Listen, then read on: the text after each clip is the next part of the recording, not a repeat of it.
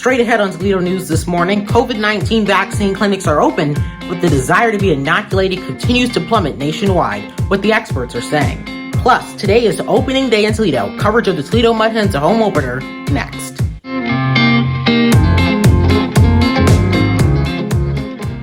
Good morning, I'm Jaden Jefferson, and thank you so much for joining me for Toledo News this morning as the Mud Hens kick off their 2021 season. But before we get to that, we start with an update regarding plummeting vaccination rates across the country. Health officials say the main reason behind this dropping vaccine rate is distrust of the Johnson & Johnson COVID vaccine following a recommended pause in use of the shot. Monday, the state of Ohio reported 995 cases, 0 deaths, and an additional 89 hospitalizations. Over 4 million Ohioans have received at least their first dose of the vaccine. This is all happening as India battles a COVID-19 crisis with hospitals overwhelmed and healthcare workers on the streets pleading for oxygen. The country is receiving support from the U.S., France, Germany, and other countries around the world.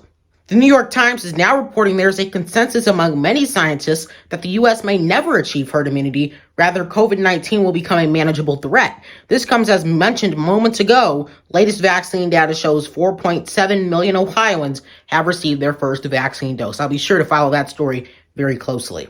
Today is, as mentioned earlier, the start of the 2021 Mud Hen season. I spoke to General Manager Eric Ibsen to discuss what fans can expect. What can fans expect for this Mud Hen season, and how is it going to be different than past seasons? This year is still going to be quite a bit different as we attempt to get back to some degree of normal. The good thing about this year is we get to have fans, even though it's at a reduced capacity.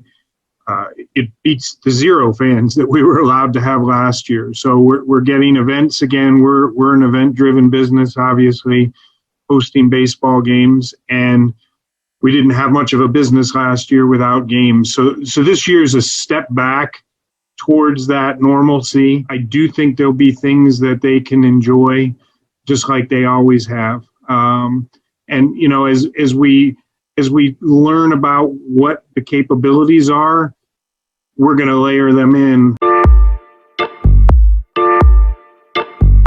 In traffic news, the Miami Street on-ramp to southbound I-75 will be closed for reconstruction through mid-July. You're going to want to avoid the area if possible. Ohio Attorney General Dave Yost, members of the Ohio Peace Officer Training Commission, and law enforcement officers from across the state will honor the memory of 809 Ohio peace officers killed in the line of duty since 1823 during the 33rd Annual Ohio Peace Officers Memorial Ceremony.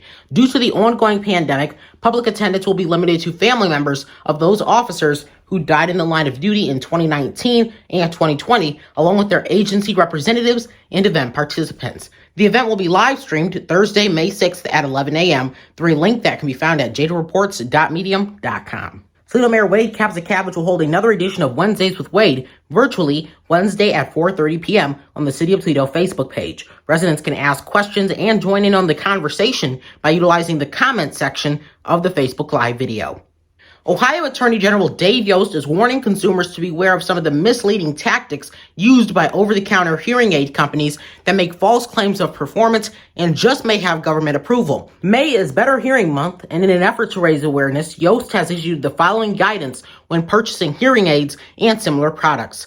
Number 1, be evaluated by a medical professional such as an ear, nose, and throat specialist, ear specialist, or any licensed physician. Number 2, hearing aids should be fitted by an expert such as a doctor or audiologist. Number 3, check the Better Business Bureau's website, bbb.org, to view the ratings of a hearing aid retailer before purchasing the product. Remember, the FDA has not approved any over-the-counter hearing aids. And of course, if a deal seems too good to be true, it likely is. It's estimated that nearly 1.1 million Ohioans and nearly 1 in 8 Americans suffer from hearing loss. Saturday, the City of Toledo will hold another drop-off recycling event, this one taking place at Robinson Elementary from 11 a.m. to 3 p.m. Acceptable items include electronic waste up to 10 tires, on or off the rim, but no commercial tires, documents, houseware goods, clothing, toys, bulky items, and refuse. Latex paint will be accepted for $1 per gallon. Major appliances will not be accepted. Additionally, televisions and CRT monitors will be accepted at all future events. The city of Toledo will be holding another town hall on gun violence hosted by Juwan Armour, who leads the mayor's initiative to reduce gun violence. The town hall will take place at 2 p.m. on Saturday, May 15th at Woodward High School in North Toledo. The city says it's crucial that discussions on gun violence continue and that the voices of those most impacted, the youth, are heard. Toledo Mayor Wade Capsicavage and members of Toledo City Council hold a news conference at 10 a.m. to announce the city's 2021 summer programming for young Toledoans. I'll have an update for you today at 4. That's all for Toledo News this morning. Be sure to follow me on social media at Jaden Reports. Have a great rest of your day.